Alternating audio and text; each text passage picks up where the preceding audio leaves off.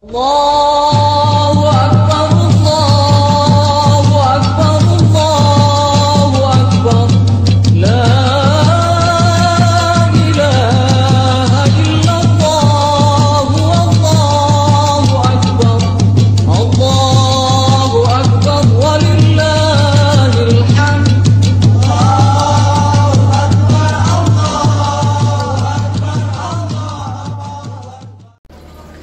Assalamualaikum warahmatullahi wabarakatuh. Jari tersidapi niaku pada piri, watak kale tersiruntu ati pada tui. Saya Rahmatullah Sosi MA, Dekan Fakultas Ekonomi dan Hukum Islam, mengucapkan minal aidin wal faidin, mohon maaf lahir dan batin. Mari kita membangun tali silaturahim dengan bergabung bersama di Institut Agama Islam Muhammadiyah Sinjai, kampus terpercaya. Wassalamualaikum warahmatullahi wabarakatuh. Assalamualaikum warahmatullahi wabarakatuh. Alhamdulillah, kembali di channel Ismail Hasan, channel Education and Islamic Study. Pada kesempatan ini kita akan kembali mengkaji beberapa masalah di dalam agama kita atau memperluas wawasan kita tentang agama Islam. Pada kesempatan ini telah hadir di samping saya Ustadz Kusnadi LC.MA. Beliau adalah Ketua Program Studi Ilmu Al-Quran dan Tafsir di Institut Agama Islam Muhammadiyah Sinjai. Beliau juga adalah Sekretaris Majelis Tabligh Pimpinan Daerah Muhammadiyah Sinjai. Pada kesempatan ini kita akan memanfaatkan momen Idul Fitri, memperingati atau merayakan Idul Fitri 1441 Hijriah. Nah, pada kesempatan ini kami akan menyampaikan atau menanyakan beberapa hal terkait dengan Idul Fitri itu sendiri. Baik Ustaz, mungkin yang pertama yang kami mau tanyakan itu adalah bagaimana sebenarnya ini makna dari Idul Fitri itu, karena ada juga yang mengatakan fitrah, ada juga yang mengatakan fitri, dan terlebih lagi kata sebelum itu adalah tentang Eid. Bagaimana itu Ustaz? Baik, bismillahirrahmanirrahim. Assalamualaikum warahmatullahi wabarakatuh. Waalaikumsalam warahmatullahi wabarakatuh. Menyikapi makna Idul Fitri, sebetulnya kita sebagai umat Islam harus selalu mengingat bahwa untuk memaknai Idul Fitri itu tidaklah mudah, karena kita juga harus kembali kepada tujuan utama kita diperintahkan berpuasa. Jadi terkait itu Ustaz. Semuanya saling terkait dan berhubungan antara satu dengan yang lainnya. Secara terminologi, Idul Fitri berasal dari dua kata Arab. Yang pertama Aidun, kita tidak boleh mengatakan Aid, tapi Aidun dengan Fitrun.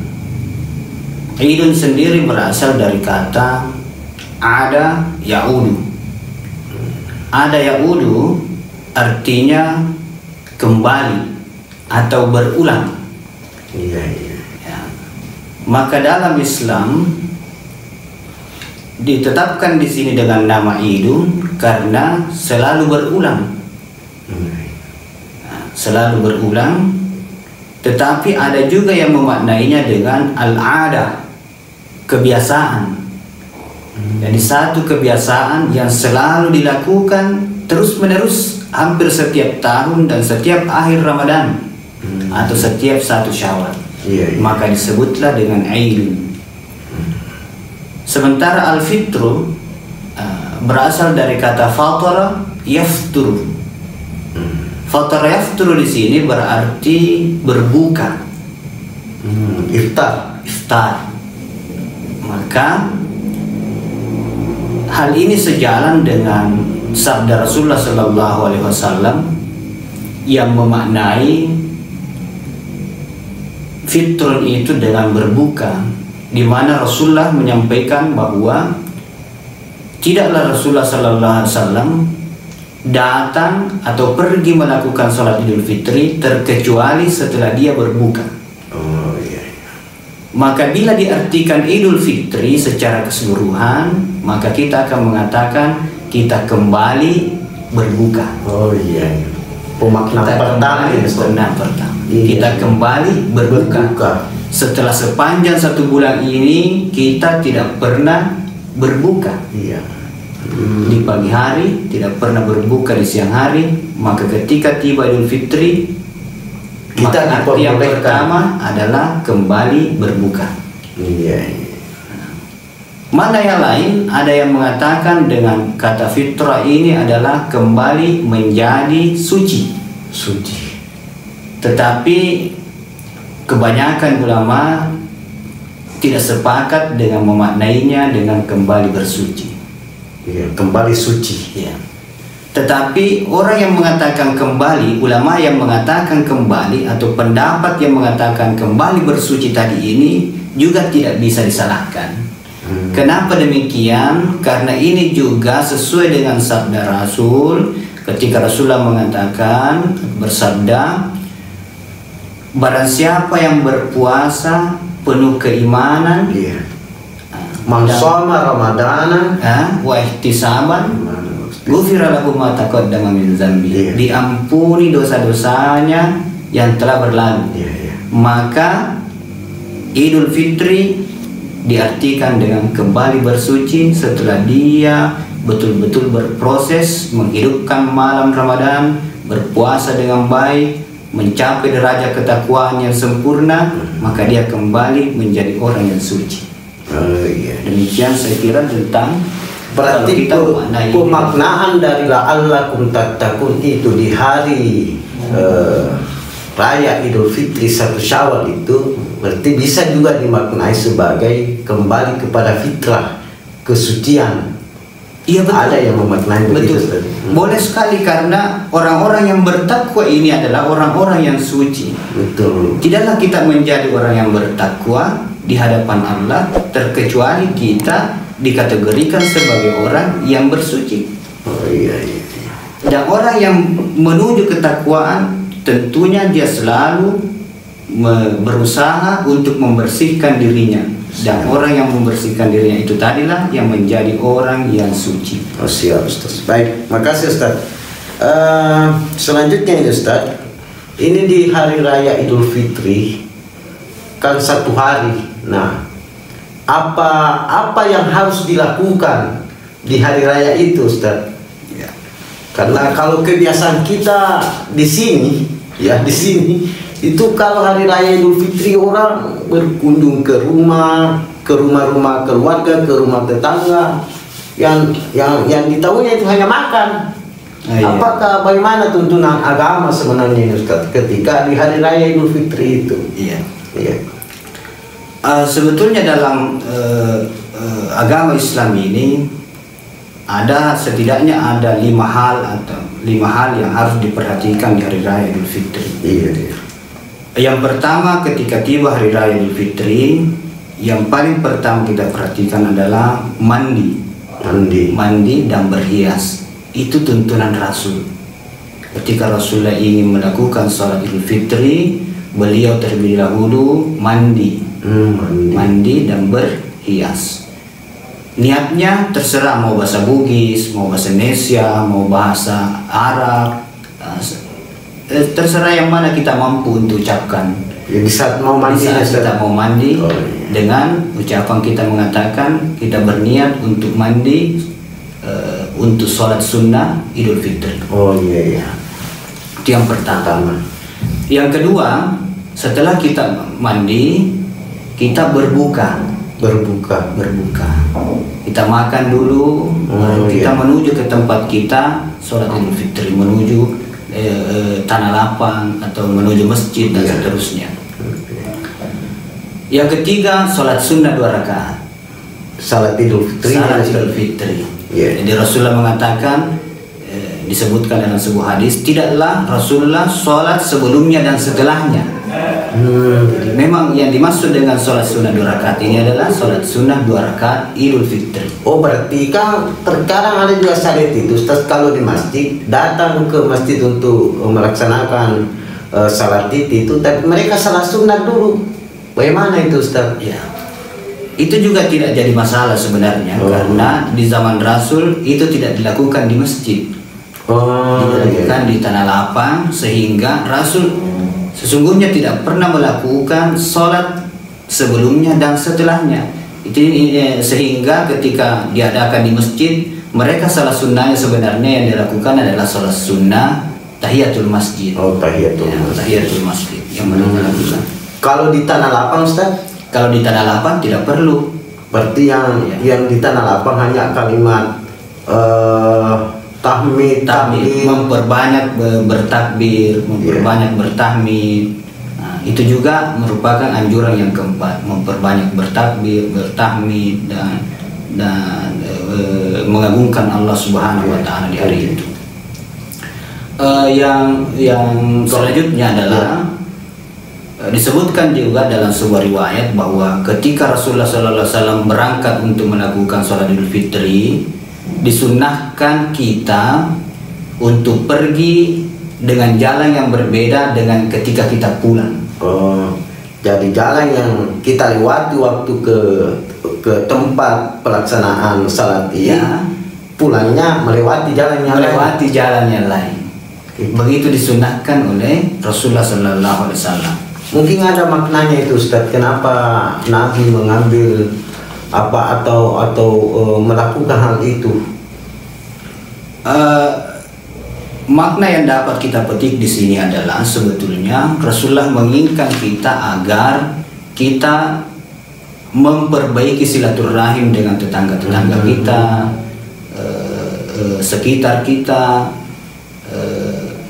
agar kita mampu memaafkan di hari itu. Di sini menariknya ini Ustaz. Tentang makna silaturahim itu sendiri Ustaz. Bagaimana maknanya itu silaturahim? Ya. Silaturahim ini sebetulnya adalah berasal dari dua kata, yaitu as-sila wa rahim. As-sila itu adalah pertalian. Ar-rahim itu adalah kekerabatan. Maka yang dimaksud dengan silaturahim sebenarnya adalah yang paling perlu diperhatikan adalah kekerabatan antara kerabat kita, yang harus selalu dijaga pertaliannya. Keluarga kita yang harus selalu dijaga pertaliannya, karena ada banyak orang yang berkeluarga yang tidak menjaga pertalian kekeluargaan tadi itu. Iya Pak, betul Ustaz. Banyak sekali seperti itu, gara-gara tanah, gara-gara ini. Ya, betul. Iya. Terjadi banyak perselisihan di antara keluarga, maka inilah yang harus dijaga, dinamakan as-silaturrahim, menjaga kekerabatan di antara keluarga tadi ini. Bukan yang lebih jauh dulu ini diperhatikan, tetapi yang paling dekat dulu untuk kerabat kita, kerabat karib. Itu dulu yang paling perlu diperhatikan, baru yang lain-lain. Berarti ini memang terkait dengan hubungan bahwa ketika kita memberi, bersedekah, berinfak, itu harus diutamakan karib kerabat. Betul. Maka dalam keluarga, dalam hadis tentang keluarga itu, kalau kita kaji tentang as-silaturrahim ini, memang adalah memerintahkan kita untuk memperhatikan keluarga dekat kita. Ketika kita berinfak, yang paling pertama kita berikan nafkah tadi itu, infak ini adalah keluarga kita. Iya betul itu Ustaz, karena terkadang juga ada masalah. Ada orang bilang itu ada keluarga saya yang kaya, tapi kalau keluarganya tidak perhatikan, kalau orang lain gampang dia kasih. Ada juga ternyata di sini maknanya sebenarnya. Oh iya. Baik Ustaz, terkait dengan perayaan Hari Raya Idul Fitri, ini kembali kepada tradisi masyarakat kita, khususnya di Sulawesi Selatan ini, di Sinjai. Bagaimana pendapat Ustaz ini, karena kebiasaan di sini misalnya besok sudah diketahui sudah ada penyampaian atau diperkirakan bahwa besok sudah masuk 1 Syawal atau hari raya Idul Fitri, itu biasanya mereka bikin burasa, bikin potong ayam apa dan sebagainya. Bagaimana dengan bahkan besoknya setelah pulang dari hari raya Idul Fitri melaksanakan sholat itu mereka terkadang pergi berziarah sambil mengunjungi keluarga. Nah, bagaimana pandangan Ustadz tentang tradisi-tradisi seperti ini? Sebetulnya ini adalah sebuah perilaku yang kembali kepada makna awal tadi ini. Ada yang memaknai dengan al-ada, kebiasaan atau tradisi. Karena melihat bahwa dalam perayaan Idul Fitri tadi, kalau dalam istilah bahasa Indonesia adalah lebaran, ya, melebarkan dengan maknanya sebenarnya adalah bukan berarti tempatnya lebar, tetapi dadanya orang ini lapang. Bagaimana kita bisa berlapang dada untuk bisa saling memaafkan sebagai sebuah tradisi kita, sebagai orang Bugis misalnya kita ini memiliki tradisi untuk saling memaafkan di hari raya. Beberapa tradisi orang Bugis misalnya mak burasa dan seterusnya, itu juga sebuah tradisi yang tidak perlu untuk kita tinggalkan, karena bukan sebuah tradisi yang menyangkut tentang ibadah. Dia adalah sebuah tradisi hanya untuk menambah atau meningkatkan kebahagiaan yang dimiliki. Betul. Ketika mereka ingin merayakan hari raya Idul Fitri, karena itu datangnya 1 kali dalam 1 tahun, maka mereka membuatlah semacam kue-kue, burasa dan seterusnya. Kue mentega, Ustaz. Supaya mereka bisa berbahagia. Bisa saling datang mendatangi di antara sesama keluarga. Tadi intinya adalah silaturahim. Dengan begitu bisa mereka mempererat silaturahim tadi itu, karena mereka menyediakan makanan dan seterusnya. Baik Ustaz,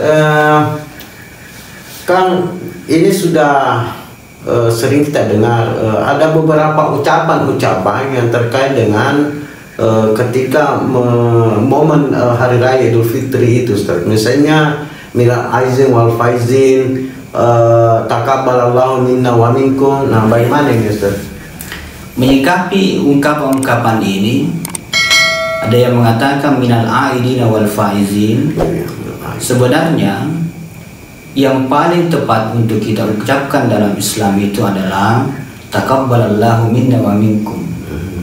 Inilah sebuah kebiasaan yang selalu diucapkan oleh para sahabat di masa Nabi ketika bertemu dengan sahabat yang lain. Takabbalallahu minna wa minkum. Kalau diterjemahkan dalam bahasa Indonesia, maksudnya adalah semoga Allah dapat mempertemukan kita kembali dengan bulan suci Ramadan. Takabbalallahu minna wa minkum. Semoga Allah kembali mempertemukan kita antara kau dan saya dengan bulan Ramadan yang akan datang. Amin. Kalau minal aidina wal faizin, kita berdoa mengucapkan selamat kembali menjadi orang yang suci dan menjadi orang yang menang minal faizin. Itu pemaknaannya, Ustaz.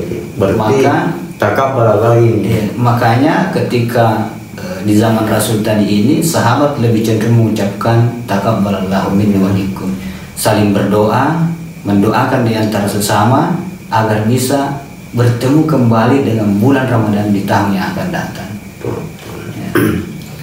Oke, Ustaz, masih ada lagi satu, Ustaz, yang itu kan setelah merayakan hari raya Idul Fitri, biasanya di bulan Syawal itu selain puasa Syawal ya Ustaz, terkadang itu juga masih menggunakan momentum dari perayaan Idul Fitri itu dengan istilah, biasanya itu kalau ada yang istilah halal bihalal, ada syawalan. Nah, bagaimana pandangan Ustaz ini tentang pelaksanaan acara seperti itu?